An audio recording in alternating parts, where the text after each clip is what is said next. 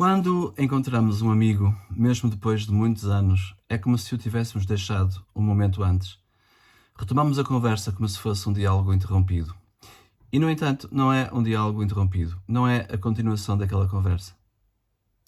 O assunto é diferente, nós mudamos, os nossos problemas mudaram, não obstante, temos a impressão de continuar aquilo que estávamos a fazer.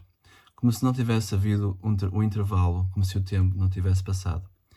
É um fenómeno desconcertante. Não há nada de semelhante na nossa experiência cotidiana. Quando encontramos um familiar, a primeira coisa que perguntamos é: "O que tens feito?" A nossa pergunta procura preencher um vazio no tecido temporal contínuo. Nós notamos uma pessoa, se notamos a sua história em cada momento singular. Pelo mesmo motivo, quando falamos com um conhecido, perguntamos-lhe que programa tem, por exemplo, para o verão. Para onde vais de férias? A pergunta sobre o futuro é complemento daquela sobre o passado. Onde esteve este inverno? Como passou o Natal? Se a nossa intimidade é pequena e não sabemos de que falar, falaremos do tempo. Mesmo neste caso, depois de termos feito os nossos comentários de como o tempo está hoje, confrontá-lo-emos com o tempo de ontem e pressagiaremos algo para amanhã. Pelo contrário, dois amigos que se encontram, mesmo depois de muitos anos, não perguntam nada, não fazem perguntas para saberem o que fizeram, como para reconstruir o dia a dia, o que se passou. É antes como se o passado não os interessasse de facto. Começam a falar daquilo que lhes vai no coração, no presente. Cada um está, de novo, totalmente disponível, sem preparação.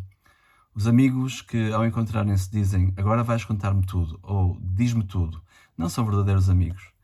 Estas são frases de circunstância, como que diz: "Mas há quanto tempo nada sabia de ti? Por que é que nem sequer me escreveste?" Não é um amigo.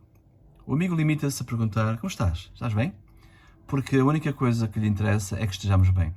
O amigo, quando nos encontra, ilumina-se e sorri porque fica feliz por nos ver. Pode até acrescentar: "Há quanto tempo?", mas é só para exprimir prazer. A explicação deste comportamento misterioso está provavelmente no facto de que o amigo olha o nosso passado e o nosso futuro com a nossa própria ótica. Identifica-se connosco e nós não temos necessidade de nos perguntar o que é que fizemos ou o que é que desejamos fazer. Já sabemos. A ele basta-lhe que o saibamos. O que quer que tenha acontecido está bem para ele, se estiver bem para nós. Por isso pergunta-nos: "Como estás? Estás bem?" Porque isto é a única coisa que conta para nós. Se estamos bem ou não, se estamos felizes ou não. Isto interessa-nos a nós e interessa-lhe a ele. Exatamente ao contrário do tempo de amizade, é o tempo do enamoramento. Enquanto o tempo da amizade é granular, um suceder de momentos atuais que se justaponhem, o tempo do enamoramento é denso, contínuo, espasmódico. Os enamorados falam horas a fio do seu passado. Cada um deles fica fascinado com o passado do outro e interroga-o continuamente. Mesmo depois de uma breve separação, querem saber tudo o que fizeram, encher todos os espaços vazios, todos os intervalos, mesmo os mais curtos. Querem conhecer os seus pensamentos, o esfumar dos seus sentimentos, as suas dúvidas. O enamoramento quer reconstruir tudo, para aderir totalmente ao tempo vivido do amado, até o cobrir, o assimilar. O enamoramento tende, de facto, à fusão, a criar de duas pessoas distintas uma entidade nova, uma cópia na qual ambos se transformam. Os enamorados, através do amor, mudam radicalmente a sua vida. Por isso reexaminam criticamente o seu passado. Antes de se encontrarem, eram diferentes. Depois do enamoramento, dão-se conta de quão pobre, fria, árida era a sua vida anterior. Por isso cada um deve reviver aquilo que já viveu para tirar valor às coisas de uma época. O estado nascente é o dia do juízo e tudo o que era infelicidade é destruído e condenado. Mas é também o dia do advento. Em frente abre-se uma época de incrível, inimaginável felicidade. Os enamorados estão virados para este futuro. A cada instante desejam a pessoa amada. Quando está longe, esperam-na ansiosamente, espasmodicamente. Chegam sempre antecipadamente para esperarem. O enamoramento é recordação e espera. O tempo de enamoramento é um espaço que junta em si o passado mais remoto e o mais longínquo futuro. O presente é a tensão desse espaço. Cada instante do amor sofre este excesso de temporalidade e quer ser eterno. A eternidade do amor surge da máxima tensão do tempo. Os amigos, pelo contrário, não se encontram para construir uma nova entidade coletiva que os transcende. Não precisam de se modificar reciprocamente.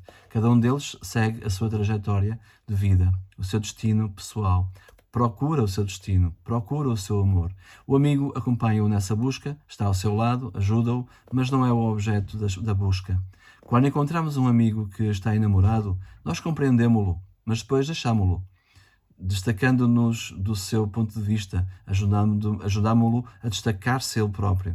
Damos-lhe assim a possibilidade de se ver do exterior e de utilizar o fragmento de conhecimento que lhe é útil.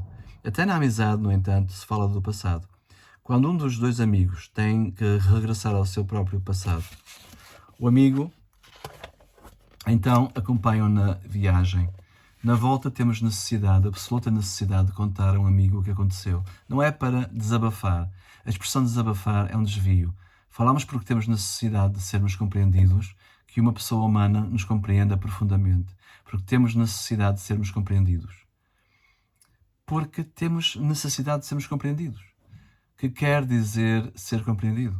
Essencialmente, compreendermos-nos a nós próprios, sermos objetivos em relação a nós próprios para nos julgarmos. Cada viagem ao passado é feita para julgar, para condenar ou para absolver, para podermos corrigir o ato que fizemos ou para podermos continuar na estrada que iniciamos. Mas, ainda que no passado esteja apenas o que já foi, o imutável, devemos sempre decidir o que teria sido possível e justo fazer. Temos em nós próprios a capacidade suprema de julgar. No entanto, estamos muitas vezes cegos ou cansados, demasiado cansados. O amigo aperta a nossa mão, ampara-nos. Olhando-o nos olhos, nós sabemos ser justos. Não é ele que julga, somos nós. Só nós temos o poder de julgar, ninguém mais. Mas sem ele não conseguimos fazê-lo. Para descer ao inferno, Dante tem necessidade de um acompanhante. Tem medo, está perturbado por emoções. Virgílio é o símbolo do amigo. É racional, está liberto, trava o herói quando se excede, estimula-o, reconforta-o quando tem dúvidas. Contar é pensar em voz alta. O amigo está sempre atento, provoca em nós a busca honesta, objetiva. É sozinhos que julgamos, é sozinhos que encontramos a estrada. Mesmo quando nos conta a sua experiência, o amigo não nos quer dirigir, apenas quer dar as informações que possam ser úteis para resolver o nosso problema. No relacionamento com o amigo, portanto, falamos do passado, mas sempre do nosso passado de indivíduos, do nosso futuro de indivíduos. Aquilo que não interessa, aquilo que fica de fora, é o passado ou o futuro da própria amizade. A amizade é um dado, não é um problema, é uma estrada, não um destino. Ai de nós se nos aborrecêssemos mutuamente falando do nosso passado de amigos. É ainda pior se nos preocupássemos do futuro da nossa amizade. A amizade baseia-se no desinteresse e a manifestação primeira, essencial do desinteresse dos amigos é o desinteresse em relação a nós próprios. Os enamorados estão preocupados, angustiados com o seu futuro. Os amigos, indiferentes.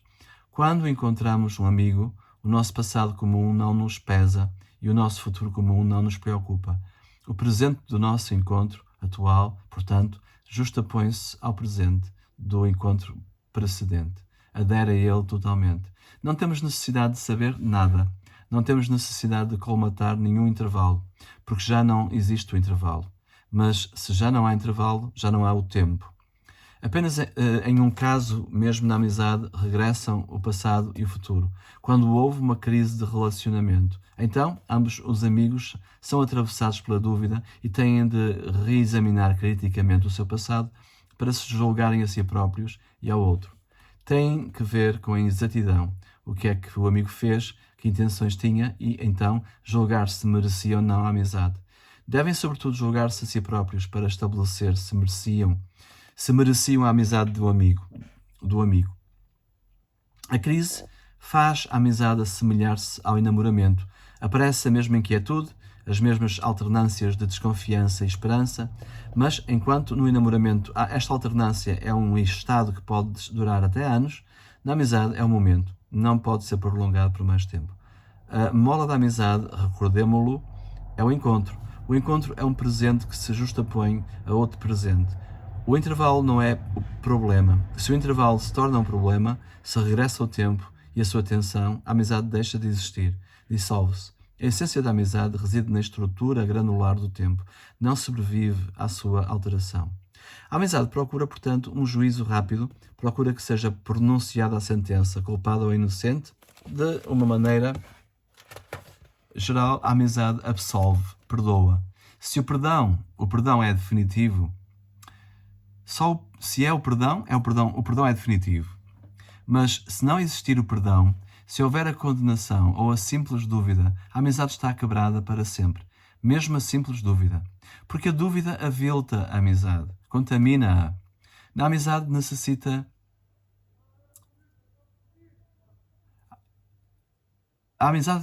da pureza. Basta um inquinamento infinitésimo e a substância já não é pura. A crise da amizade não depende da vontade.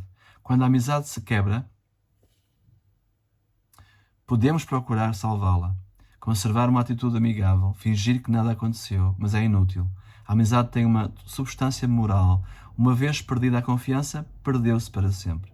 A crise da amizade, portanto, é um processo. O passado é reevocado para ser julgado. O futuro é invocado porque tem que ser determinado. E a decisão é sempre inapelável. No enamoramento, todas as decisões que os enamorados tomam de se deixarem, de não mais se amarem, tal como a de se amarem para sempre, são revogáveis, porque o amor do enamoramento não é tocado pelo julgamento. Pode ser apenas afastado, negado, nunca anulado. Com a paixão não se pode lutar. Na amizade, pelo contrário, o julgamento é inapelável. Tudo o que é essencial é inevitável. O amor e o enamoramento têm a sua essência em duas regiões diferentes. O enamoramento na paixão, no sentir. A amizade no valorizar, no julgar.